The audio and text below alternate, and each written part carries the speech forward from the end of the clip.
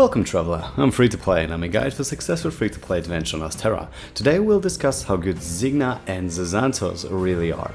Before I start explaining his skills, you need to know what his first passive does. Instead of using 1, 2 or 3 BP per turn, he can use 1 BP, which counts as 2.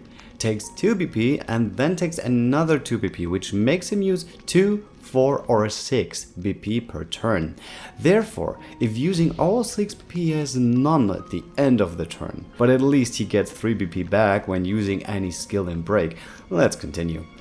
He can raise his own attack up and grant 50k damage up to himself, and he can cap up that attack by himself and target it on the front row too, while also decreasing the defense of all enemies if used 6 BP. One of his unique skills is him supporting the group with more defense and at full boost, granting a magic block and counter which fires from everyone in the front with light damage. So if the enemy does not have wind, sword or tome weakness, we can now counter light too. If you want to break with that move, I believe we start from the first one in your party at the top, going down and down and down. So the first one in your party should carry the breaking accessory if you left one shield left at the last turn, just for example. Which is cool. The more different ways of breaking you have, the better. And kinda like Odio, he can hit a lot of times the more BP he used, up to 8 times, which is 1 hit less than Odio and 2 less than Erika, but at least the potency is a bit higher even than Odio's. And he is really hitting 8 times, as Odio's number of hits gets reduced when certain units don't have enough HP. And Sazantos doesn't need to stack up a counter for him to hit that often like Erika, but that move comes with a little flaw to it, as you need all the BP for this move to be casted 8 times, and even with his second passive you don't have enough BP to cast it a second time in a row in that break, with the same number of hits. So let's do the math here. Alpha Primus gave me 2 videos to show off both versions of this attack, so I summed up only the non-critical hits and multiplied the quotient with a number of hits. 8 hits had a total of 69k damage and 5 hits had around 48k. That's about 70% difference from the 8 hits. That's a lot. So if you really want to have him hit for the best he possibly can do, you need 2 sources of BP gain for him, like Aloni EX and Ogun, or the upcoming unit in the same party.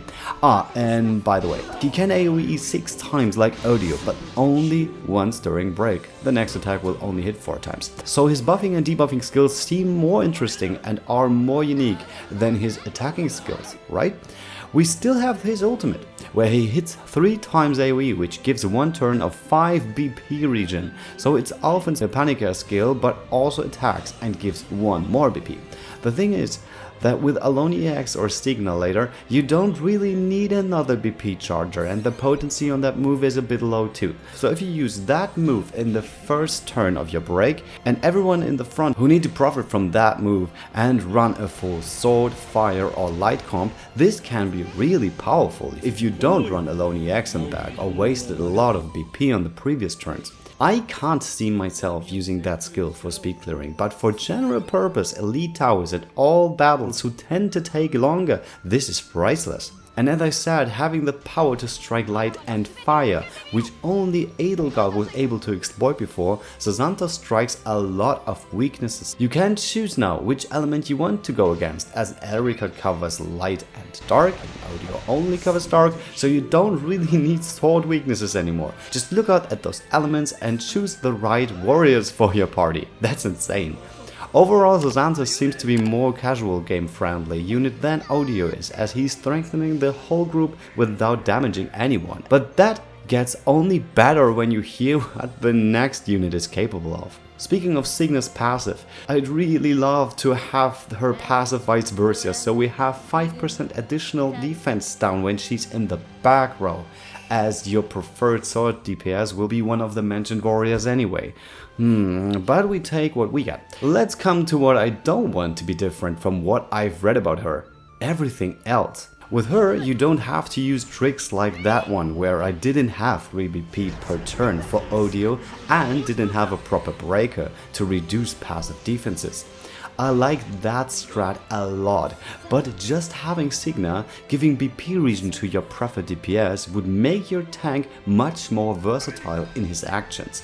For example, giving Serenoa the possibility to use his double cast ability before, to have Hawk Dive strike for 3 times during that break and not only once. But her attacking moves are quite cool too, and it's easy to achieve those 12 icons on the target enemies, as those targets are all enemies.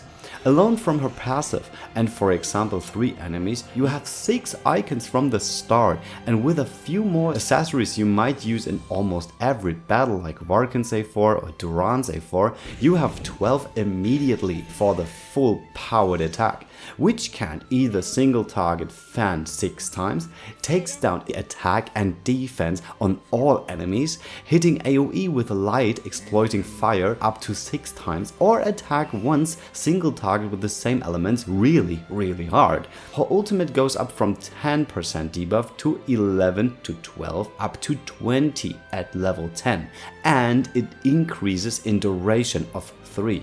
So if she uses CotC A4, you even have one more turn to prepare another debuff or buff before break, but having 2 turns of level 9 is also fine, as you will use Lucetta's ultimate anyway and have those 2 turns for the break, no problem. What I really like about that debuff though is that it also reduces the attack of the enemy. So most of the time you prepare your perfect break and then comes an unexpected crit or an AoE which hits the wrong unit or whatever. But having the debuff on top of your active debuffs make those not a danger anymore. But there's one skill which really is the cherry on top. If you run a countdown of 4, you reduce the physical and elemental resistance, which the trainer was doing before with her ultimate, but on an active level, when the countdown hits 0. And this for a lot of turns on all enemies. So on top of all those debuffs she's doing, you even get more. That way you can bring your damage output to a whole new level, especially on your sword comps, finally being able to hit for the last damage on enemies which you, or at least I wanted, to one break them. Now it's possible. So what I really missed on Alone EX, Signa brings the whole package. She grants BP, has a new debuff which hits AoE and gives sword resistance down, which makes Sarisa completely useless now. And her ultimate is just so damn good and was needed for such a long time. So she combines at least 2 characters in one with her kit and can also work as an AoE DPS, but I doubt that's the reason I will pull for her, as her best attacks for sword comps are those 3 which I mentioned plus the ultimate. So that makes her complete at A0 U9 with a bit more preparation time on your break at U10. But the more dupes you have on her, the more versatile she becomes. That's why I will go all in. 4,500 rubies for Signa. I will go live, but sadly this time way earlier. Hopefully the stream will run smoothly this time and I will have a bit more luck than with audio. And don't forget to subscribe if you didn't already and give thumbs up to the video if you've liked what you've seen. See you next time, you're free to play.